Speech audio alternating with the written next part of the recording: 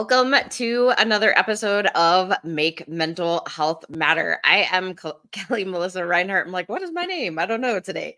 I am your host for the show. This show is not about perfection. It's really about getting the information out there and bringing resources, information, and people's stories to you so that you know that you're not so alone in this space of mental health. We all actually have mental health. It is our brain. So when we talk about mental health or experiences that people have been through, I want you to just know that you really aren't alone. We all have a brain. It is not one of those things that we have to be very quiet about. I know there is this stigma around mental health challenges or illnesses or disorders, whatever you would like to call them. But really, truly, we all have mental health. And that's an important aspect to just keep in mind. And I want to share a couple really exciting things that are happening with this show because we are, as you may know, if you've been watching this for some time, we are on E360 TV and also on radio. So you can watch or listen.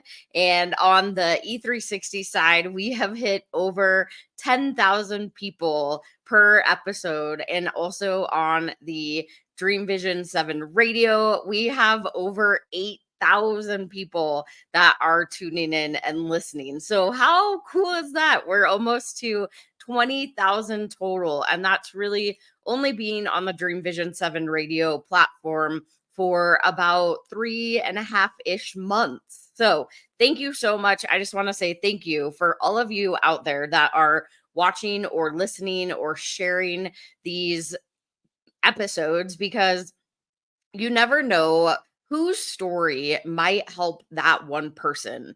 They need to hear whatever experience my guests maybe have gone through, and they know that they're not alone. Or maybe they hear the knowledge from one of my guests, and that helps them to reach out and ask for help. No matter what that looks like for you, for somebody else that you share these episodes with, thank you. Thank you for being a part of this incredible journey and allowing me this space to create a safe space for you to watch as an audience and for my guests to be here.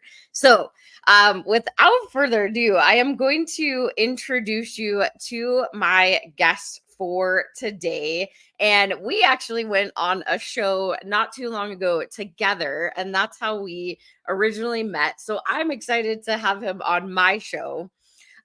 So David, he is a deep message expert, as he is a speaker, author, podcast host, and producer, a true pathfinder with a mission to uplift lives in every way by empowering individuals and groups day by day. Through his content and teachings, he brings insights and unique guiding principles so others can grow and overcome obstacles.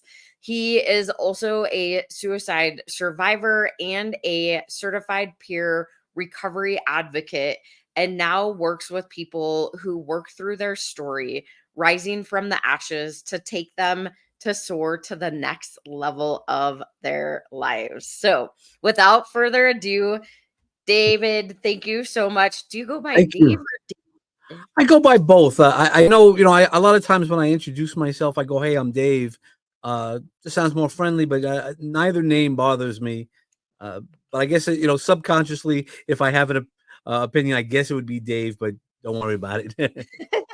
I'm like, I know I say David on that and then Dave on here. So I just want to make sure. Well, thank you so much for joining me today. I am really excited to just have a conversation together.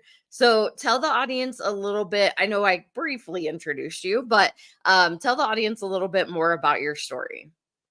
Yeah, so the story is, it's not a straight line from A to B, and that's how we live our life, or at least how most of us experiences our lives. You know, uh, it's been a long, strange ride. Really goes back to those type of things. Basically, some of my journey.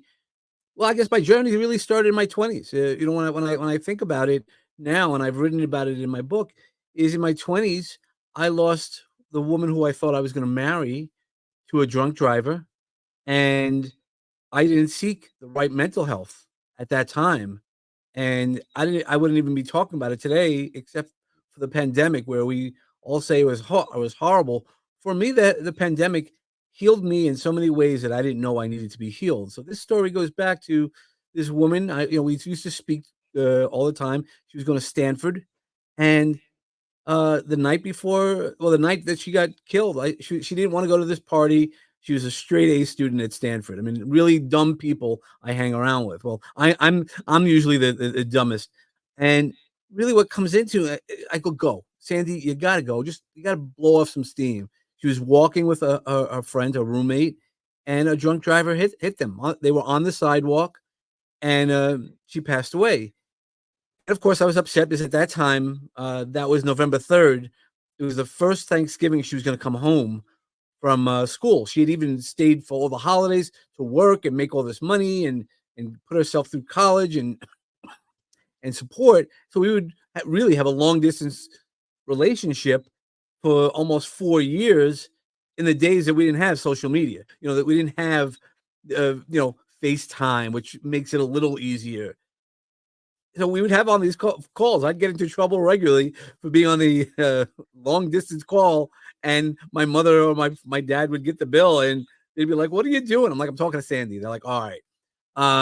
But we were about to be engaged. She didn't know that. Or maybe she did. That's a different story. That Thanksgiving, we had been together since we were like 13, and then she got killed. And I didn't know. Everybody says, "Yeah, get over it. You're young. You'll find somebody new," and those were all true statements. But I didn't know that not only the loss of Sandy, still at times when I talk about it right now, I'm fine, but there's times it still kind of creeps in because mental wellness, right? When we talk about it, and where I'm going with this is during the pandemic, I was looking at some of the poems and stories I wrote to her, about her, prior and after, and poems that are in my book, that I started bursting out crying, like, you know, out of nowhere. It wasn't even like I could prepare myself to kind of, you know, reset myself. It was crying, and it was like snotty cries, one of those deep emotional, visceral cries. And I was like, "Oh, what's this about?" And at that time, I already had a good mental health system for myself, but also I had the right resources. The next day, I called. Actually, that night, I texted my therapist because, I was like, "I'm fine. Everything's fine." This is after my suicide attempt, and I go, I just need to talk to you tomorrow. If you have like 5 or 10 minutes, I have a question." And he knew I had built up that relationship. I'm one of those people who use the resources.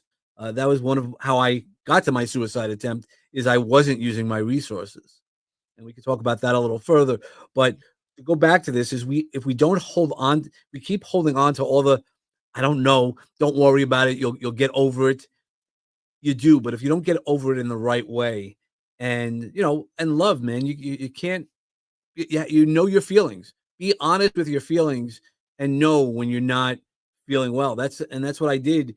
I dove back into this death that I felt survivor guilt to 30 years later. It wasn't that it happened recently. It was 30 years to get that type of visceral reaction. I was like, I knew this is above my pay grade. While I'm trained in a lot of different things, I needed some professional help. And I don't mind talking about my professional help when I need it, or the opportunities to say I have people in my corner. I know a guy. We all need to have even just a best friend. Sometimes you just need to talk it out rather than seeing it from our own point. So that's sort of my story. That's at least the beginning of my mental health journey. Didn't know that I needed it, and then I'd gone through a lot of other things through the years. I went through, I know better. That ego piece, which was a nickname that I had my teenagers. I used to be called Kid Ego. I was the guy that you might or might not have liked, which is still might be true, but I lived a lot more in my ego. It was about me. It was all what I could do and the things about me. And that's not who I am now because I've learned it. So when I did do a suicide attempt about 5 years ago, I always say kid ego died that day. I still have pieces of it, and I still have my ego there, but I know to keep it in check. And kid ego died because I have two daughters that I had to then go talk to and tell them what I did. And as a parent, you can imagine no matter what you do, if you have to tell your kids about that, that's something that you really need to, lose your ego. There's no ego when you're telling teenage girls what you just did, and that's just crazy to experience it. But it's also crazy to have to do. It's very humbling, and that's what I mean. I had to lose my ego. Wow. Well, thank you. I mean, for sharing that experience with the loss of C&D, and also, I mean, knowing that you had a system in place, not that it makes it any easier by any means, but it also, I think that was probably very beneficial. And then knowing, I mean, that was the time that the we had, well, one, the thing that popped in my head when you said having to pay for long distance charges, I was like, oh yeah, that we did used to have to do that. Yeah, But but the thing with Sandy that happened, in 1995. So I was holding on to this. I didn't know. I didn't have my mental health professionals then. I wouldn't. I would have never thought of it. I would have been like, no, I'm fine. Because that's what society tells us. So you mentioned on the during the intro about stigmas. That's one of the things why I love talking about it because we need to knock down stigmas, including with substance disease and things like that. When we talk about things, because I was a certified recovery peer advocate, and it's all these people who we use stigma so easy. Sometimes we don't even realize it, even if we just say the words, "Hey, I'm crazy today." Well, no, you're just extra emotional. You're not crazy. There's a definition. Even the word that depression. You could be sad, and that's understand. You could be extremely sad and still not be depressed, right? We use these words because they become stigmas, and depression is something that's clinically diagnosed. And I learned at least what I felt like when I did try to attempt suicide. That was something that I was clinically diagnosed at that time. yeah, and sorry, I must have heard you wrong. So I I understand now. The Yeah. Yeah, we no, used the to have timeline was it. Yeah. I didn't exactly explain the timeline I as got a well little, as I could have. yeah, a little mixed up in there, but no, that makes more sense now. And what you said also is it was the time that, like, oh, you'll get over it, or I mean, you still hear those words so much around loss, and it's like you don't ever get over the loss of somebody. You learn how to move through it, but you'll never actually get over it. And yes, you will find somebody else down the road, but I think what you just said is really important, is knowing that you were holding on to that, and that was something that you didn't understand up until the point that you got. And so I think that's important for people to hear, is that, again, we don't just get over loss. It's a journey that we continue to follow, and we just learn. It gets a little easier, and we start to, like, kind of shift into celebration versus sadness. And the words that we use are really, really important. So I love all of that you said too. Yeah, for sure. We don't ever get over it. And that's because people haven't been trained, and there's still things that I'll say that sometimes could sound insensitive because we want to help so much, right? Somebody is going through a loss. We want to be empathetic, and doing that is sometimes not as helpful as we want. And that's one of the things I've learned in the past 5 years. I thought I had it all, right? And in some ways I did, but in a lot of ways I've learned so much more in the past 5 years in how to manage that, not only for myself, but how to manage it for others.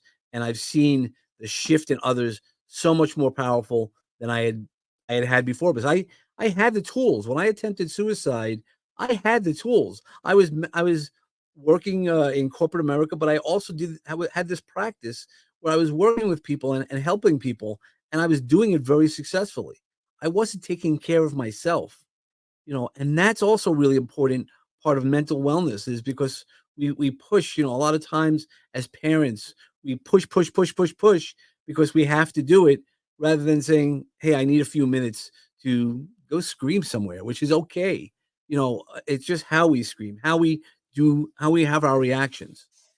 Yeah. I love and so I do want to go into a little bit more about like what you feel like kind of led you there, which you just talked about is that self-care aspect, but we're going to go to our first quick sponsored break, and then once we get back, we'll chat a little bit more about that. So, we'll be right back after this.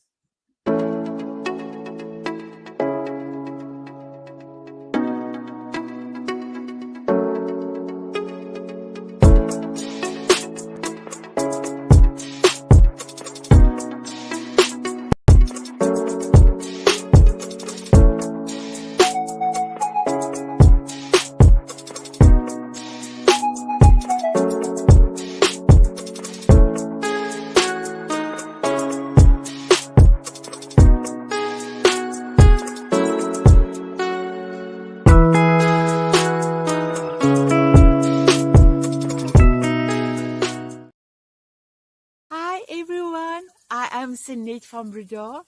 I'm from Johannesburg, South Africa. Please join me in my power hour every Sunday, 12 o'clock Pacific Standard Time on E360 TV. Mwah!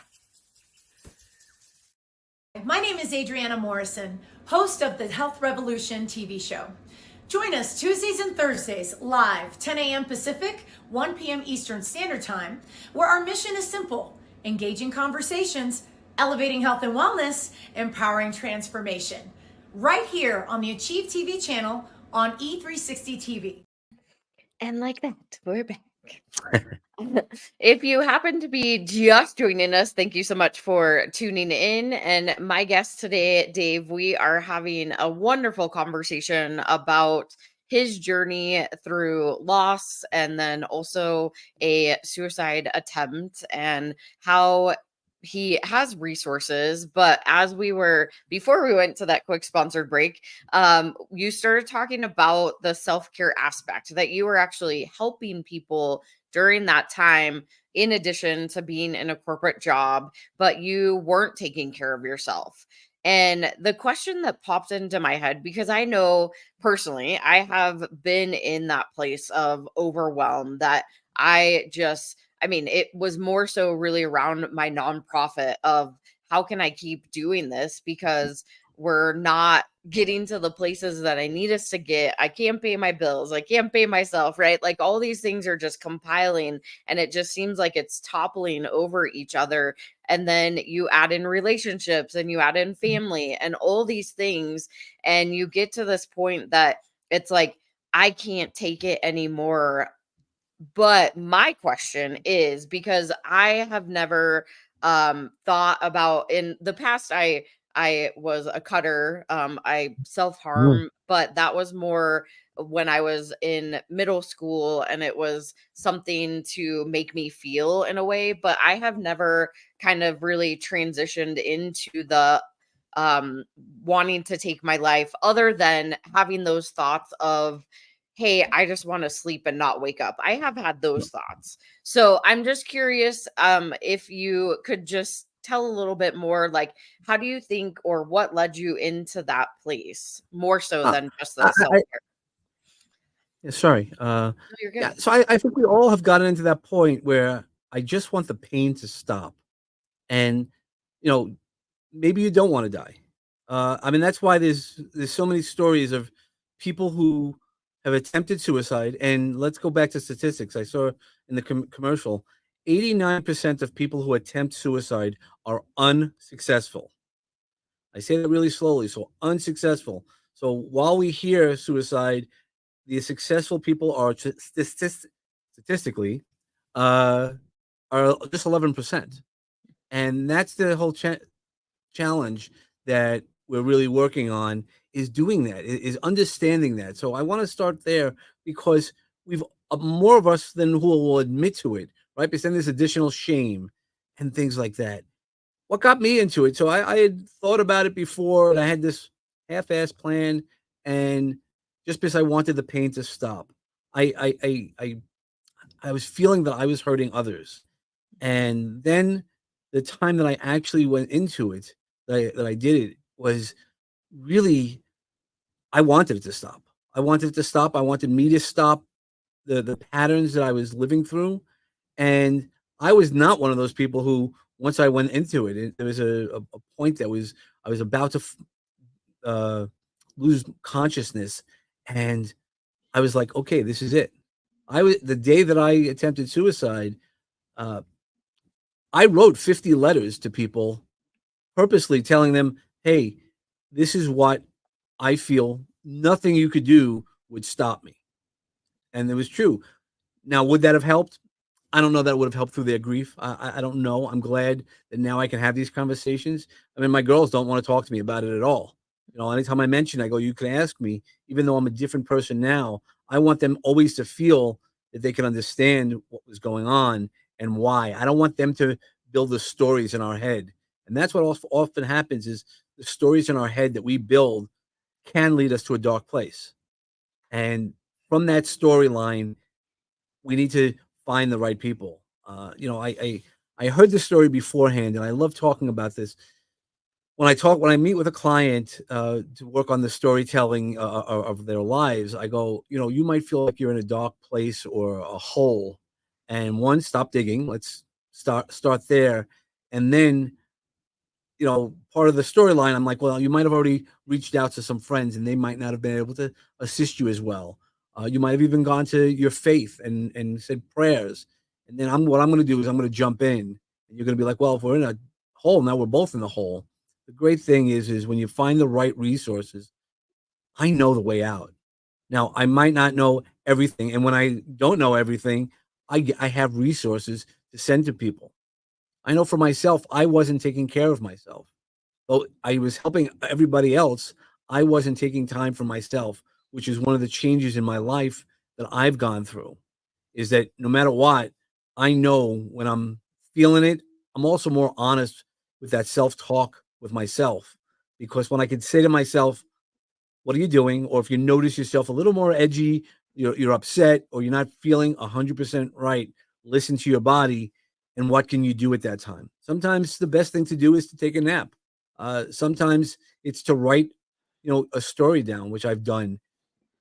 There's so many different ways we can use our resources, and what we do with those resources, that becomes our guide. We go everywhere else in life. You need a guide, you need a map, right? Even now with GPS, you're still not going to go from point A to point B, most likely, unless you already know it, without GPS. You wouldn't just go travel a place that you're unfamiliar with. And when we're having a mental health moment, that point where you're yelling at the kids because they're frustrated you, a partner, the job is frustrating you. That's a mental wellness opportunity to take a step back. Actually, we can mention the golfer, right? This past at the U.S. Open, he was winning, winning, winning, and then he lost, and he was like, "Look, I'm playing golf again in the future, but leave me alone for a couple of weeks." And Rory McIlroy, and you got to respect that. You got to respect. I mean, all the other, now the athletes. We couldn't do that years ago. There's no way, right? As boys growing up, rub it off. That doesn't hurt.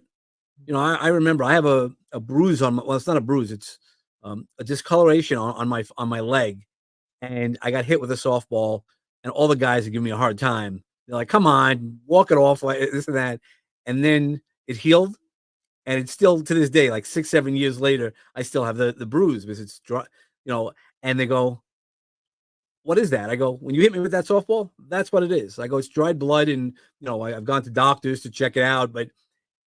That same thing happens to all of us in our mental wellness as well.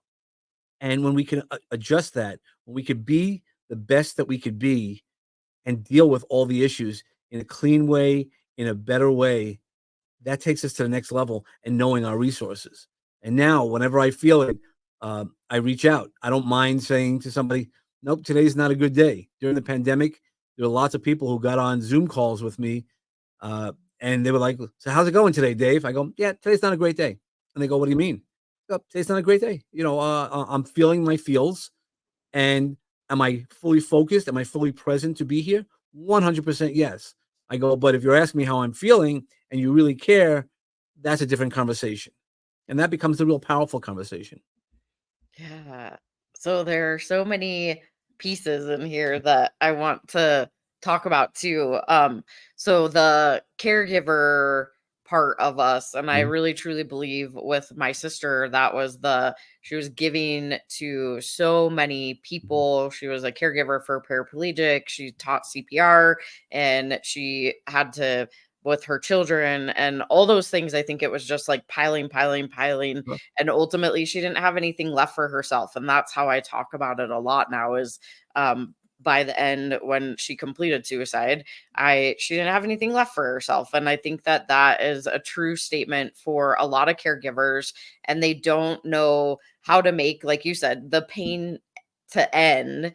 And some people are successful, and there are a lot of people that attempt, and there's a lot more that attempt than that complete suicide or die Sure. by suicide. And so it's important to know that we all at one point in time in our lives can have those thoughts. It's the action in which or when people die by suicide, but there is a time limited space that we could potentially insert, like you were saying, those resources.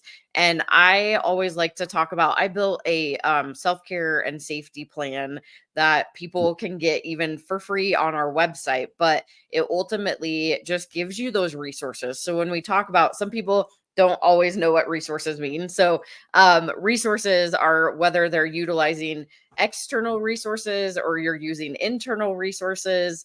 It could be a person, it could be thinking about things that you're grateful for, it could be actually using like hotlines. So there's lots of different resources that you can compile, and that's why we created our safety and self-care plan to be able to put it on a piece of paper. Because when you're in those places, and I'm sure you know this, is that once you get into that place, you're not sure how to get out of the hole. But at least if you have like that paper in the hole with you, you can look at it and say, hey, Dave is the person that I'm going to call today, because I know that he knows when I say certain things that I will need help. Like you were kind of talking about with Yep. your therapist earlier, right? They know those trigger words or the words that maybe you have talked about in the past, that they know at those moments that you need more help or resources. So I love that you talked about that also. And then, yeah, I think it's amazing that today we can walk away from something and say, hey, I just need time. I need space, Mhm. and people can give us that space. We also want to be aware of being able to check on people too, just in case they're not okay. But it's okay to shift out of the not being okay and shifting in to being okay. But I love that you also said that some days I'm not having a good day. And I actually had another guest who I was like, that would be a great button, is like, today's not a good day, or I don't feel well today. Not that I need you to fix me, but I just need you to know. Yeah, it's that acknowledge it. And, really, when we teach our kids, think about as a parent or aunt, uncle, we teach our kids, if you get lost, go over to an adult. We teach them all those things. As an adult, they don't teach us to do that. They don't talk to us and say, look, when you need, if you acknowledge it. So that's also a really important part, that emotional intelligence, knowing when you have a problem that you need to face, right? There's always things you need to face. And when you're able to find the right resources, then you go ask, look for the policeman, look for the mommy or the daddy. And, that's what we tell our kids. And that's what makes it really powerful. But remember to use it. If you don't build that routine, as being a pathfinder, that's one of my practices is on the path as we walk each other home. And when I say let's create the way to go, and the path, right? We all know the stories about Little Red Riding Hood, or the Wizard of Oz. Stay on the yellow brick road. What does the yellow brick road look like for you? And for me, it's a teal road. But it's lots of different things when we know the opportunities we have before us, what we could do with it, and what does it look like? Because we are going to get off the road. Life is going to life is going to be life. Life is going to happen. Lots of life is going to happen in our lives. And what are we going to do with it? And one of the things I'm most proud about is after my suicide attempt, diving myself back into my own mental wellness, that I then was able to endure uh, a year that most people might not have. I lost three major people in my life, and I was the caregiver for two of them, the active. And man, those are powerful things when you do those things, is being that person and having those opportunities.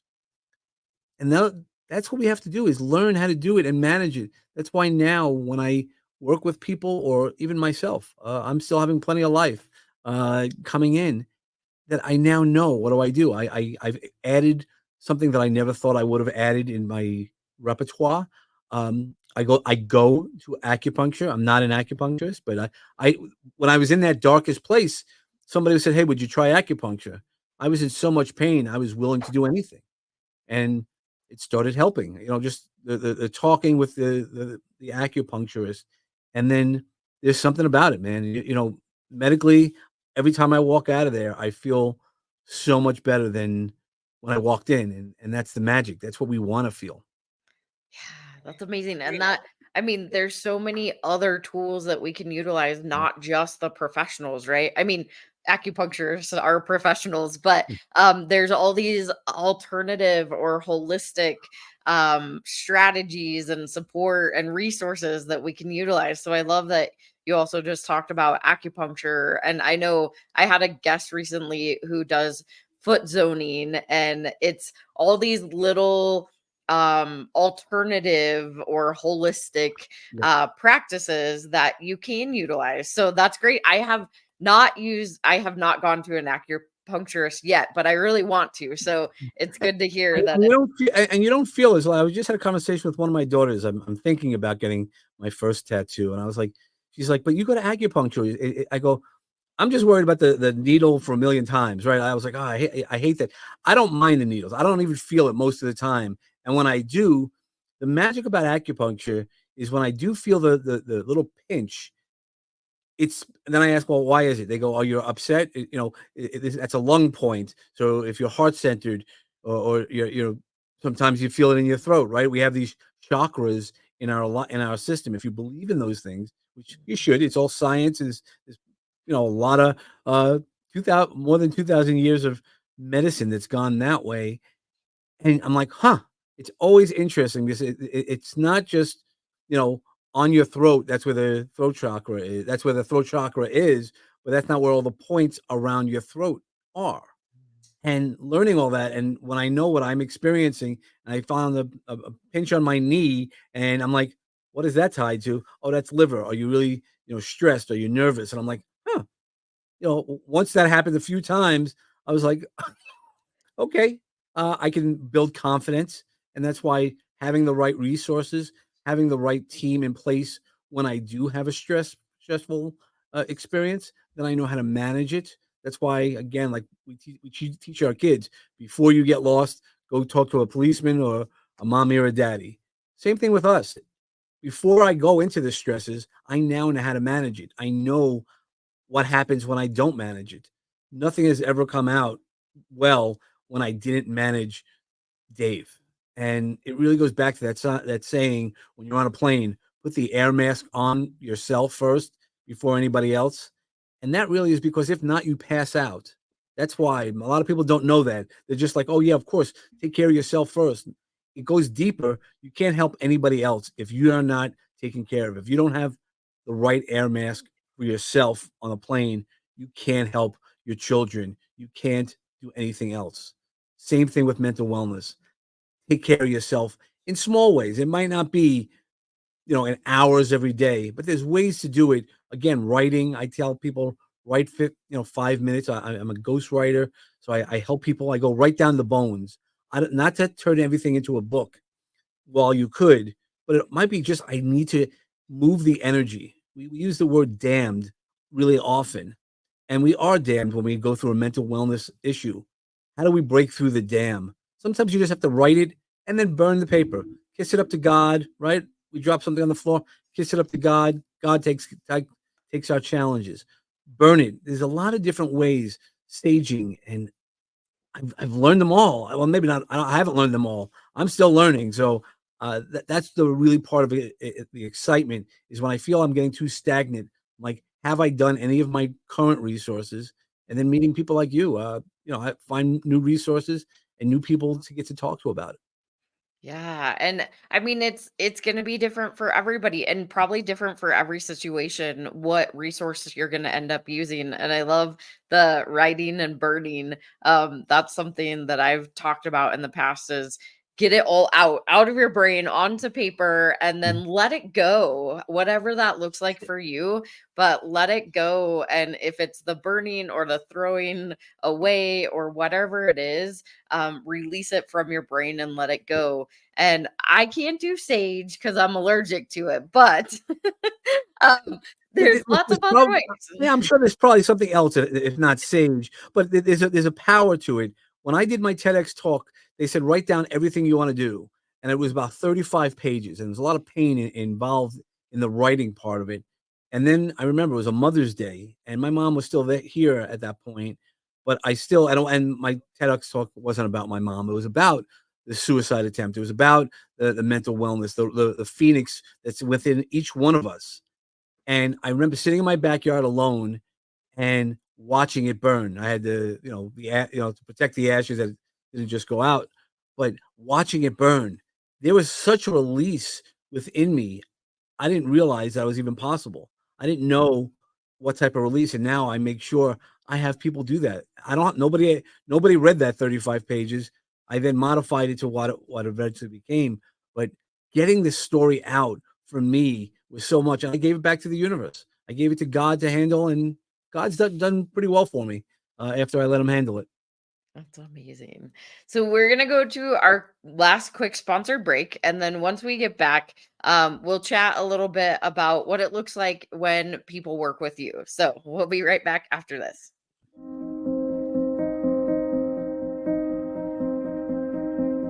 I lost my middle sister, Kelli, to a completed suicide on February 20th, 2017.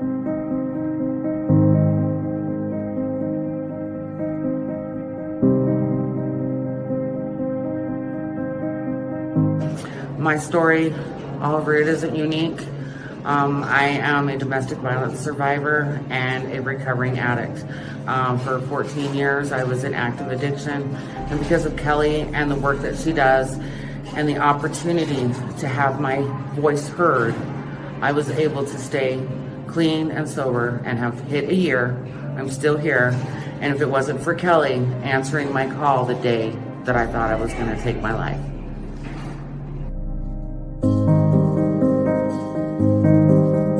Curious, and I know that I've heard a lot in the BIPOC community, it is very hush hush. It's like one of those things that you don't talk about. Like you literally feel like it's not a conversation you can have. So can you talk a little bit more about that? First, shout out to Kelli because I'm glad that she asked the question. I researched you before I went on your show and I saw how real and authentic you were. And I just appreciate the question because it is different and we have to have tough, courageous conversations. So yes, I always say I'm a triple diversity threat. I'm a Black woman with multiple disabilities. Now, I'm not really a threat, but to other people, I may be because people fear the unknown and what they're uncomfortable with.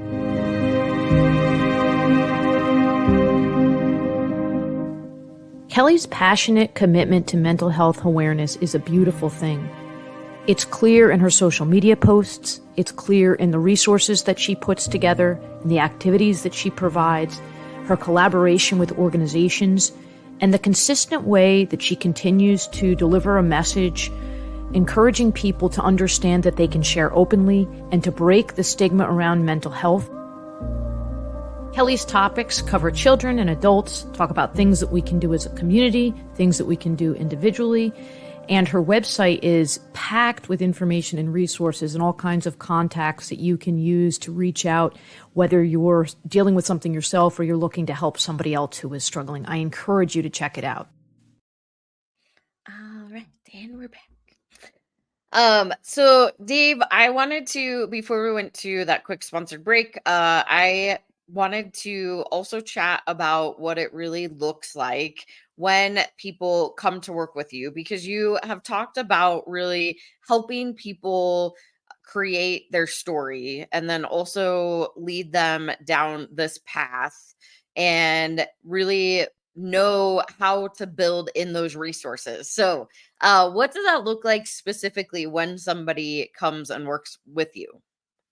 Yeah, so I work in a couple of different ways. So because I help people also get on stages or write books or create their own podcast. And what I first do is sit down exactly like I did when I worked more with the recovery spaces. Let's get to know each other and see what your obstacles are, because there's always things that we didn't see. And there's been blind spots, right? Growing up, I had blind spots as well. And I try to do what I can to extend my mirrors so that way there aren't blind spots, and I don't mind looking into myself. When I work with somebody, I go, okay, what's the problem that you see? And if that's not always the case, so sometimes the case is the problem that they identify is not the real problem. And when we can get to the bigger, onion part of it as we release layers, and that's why books and helping entrepreneurs, but I also have helped people overcome um, traumas. There was a veteran who I worked with who was diagnosed with PTSD, but he came to me and wanted to talk with me, and I said, "This PTSD is diagnosed, so I can't treat. I'm not a licensed to treat PTSD. But if you have a therapy, if you have a trauma, we could talk through it." And I've been successful. So, like this veteran, he was having nightmares for over 50 years. He was a Vietnam vet, and we walked, we talked, and we did some work together. And then he came back to me about 2 weeks with his girlfriend, and he punched me in the arm. He goes, "Those dreams." He goes, I go, "What? You're still having them?" And his girlfriend was like, "No, he's not." It was the first time that she had experienced being with this person, then that he was able to then sleep well because we were able to work through it. So there's a method I use called havening that we work with the amygdala. That's where a lot of our traumas are stored because it's a fight or flight response system. Similarly, I had a client who couldn't fly. She would just have panic attacks where she would fly. She would even go and driving near the airport would give her panic attacks. We investigated what the causes were, and the long story is, the beautiful story is, she was able to fly internationally with her girlfriends to have a trip of a lifetime.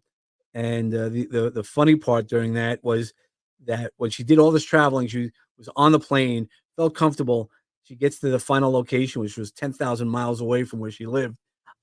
They lost her luggage, and so she called me, and she's like, "Uncle Dave." A lot of my clients call me Uncle Dave, and he goes, "Uncle Dave, what do I do?" I go, "You going shopping?" I go, "There's nothing I could do. I'm not the airline." But she went from a panic state. We were able to walk through that to be a more manageable state. Of course, at some point, the luggage came up, but it was like a day or almost 2 days later. But she already knew the right resources. She had some things to do. She borrowed shoes from the other girlfriends and clothes, but she went from a panic state, which she didn't have any worries about the flight. The flight was great for her. She was able to be on a long 10-hour flight that you do it. So there's a lot of different ways when I work with people. We find out what the problem is. Sometimes we're able to identify the thing, and that's why the cause, and that's where having that second person to just talk to us and say, "Hey, have you ever thought about this?" And they have to be open. So we have to be open when we have our mental wellness episodes, that we have to be open for other suggestions, not just I know it already. I mention it a lot of times. We have this disease. All of us have this. It's called I know that already, the ICTA disease. Yeah, I don't want to hear about it. I know it. I know it. I know it. Well, much like Dave knew the answers prior to his suicide attempt, I wasn't using my resources. I wasn't taking care of Dave. I knew it, but I wasn't applying it. When we're able to apply the knowledge or are using our resources. So now like your wellness plan, I create wellness plans for people, or plans when I work with people. That's what I do, is we create a plan and I hold them accountable. I wish more people held me accountable with my behaviors or what they were observing, because that wasn't who I was. That wasn't my most authentic self. Now I can honestly say, I still make mistakes. I can honestly say that, but I also could say I am so much more open to the possibilities of change or seeing my behavior. I know how I feel inside. I want to do the best, but if it's not being received that way, I want to make sure it's received that way first and then work everything through. Amazing. And what is the best place for people to find you? The greatest thing having a name like Chametzky is there aren't too many of us. And so look for davidchametzky.com. And that's what it is, right behind it, maybe below us. And that's my name on social media. If you look for David Chametzky, it's a unique name. Come look for me. And, I have a podcast also. I'd love everybody where we talk about, and Kelly's going to be on the podcast. And, it's called Peace, Love, and Bring a Bat. We understand peace and love really well from our definitions. And the Bring a Bat is not about violence, everybody. It's about being awesome today, being authentic, bringing authentic thoughts. And really, that's what it is. Showing up, knowing our boundaries. When you hit a baseball bat, you really have to be balanced. And when we can balance ourselves in a right way, and knock it out of the park. Nice. And for those that are listening, it is David Chametzky, is CHAMETZKY.com. So make sure you go check that out. Dave, this was an amazing conversation. Thank you so much for being my guest. And I know you and I could talk for hours, and I'll be able to come on yours too. Thank you so much for the opportunity. And I know it's so important, and to always have more people talking about mental wellness. We all experience it, and we all are here to pull each other along. Yes. Thank you so much again. All right, y'all. That was another amazing episode of Make Mental Health Matter. There's so much goodness, blah, blah, blah, right, in that conversation, that definitely go back and listen or watch again, because I think it's important to hear that the words that we use are very important, especially when we talk about our mental health. You don't have to just get over it. You don't have to just get through it. You don't have to suck it up and all those words that you hear, or just even utilizing the words about ourselves or others, saying crazy or I'm depressed, or like, we can experience different things. We could experience sadness. We can experience happiness. We can experience gratitude. We can experience low times. We can experience suicidal ideation or thoughts. And having resources and a plan in place, a positive plan in place, a safety plan, can be really, really helpful when we know what our resources are, the people that surround us that really, truly can and want to help us. It can be very beneficial for us, because our mental health, which is our brain, is really important. And taking care of ourselves is just as much. It is not selfish. Self-care is absolutely needed. And I have to remind myself personally all the time that I need to engage in self-care. Even when I teach it to people all the time, I have to remind myself, just like Dave said too, is that we have to remember ourselves. We have to put our oxygen mask on first before we put on anybody else's, just like they say on the airplane. So no matter what you do, please come back next Monday and check out the next episode. I have some amazing guests lined up that will be able to share their stories, their information, their resources. And really, that's what this show is all about, is giving those back to you. So thank you so much for tuning in, whether you're listening on Dream Vision 7 Radio or watching on E360 TV. And I'll see you next week. Bye, y'all.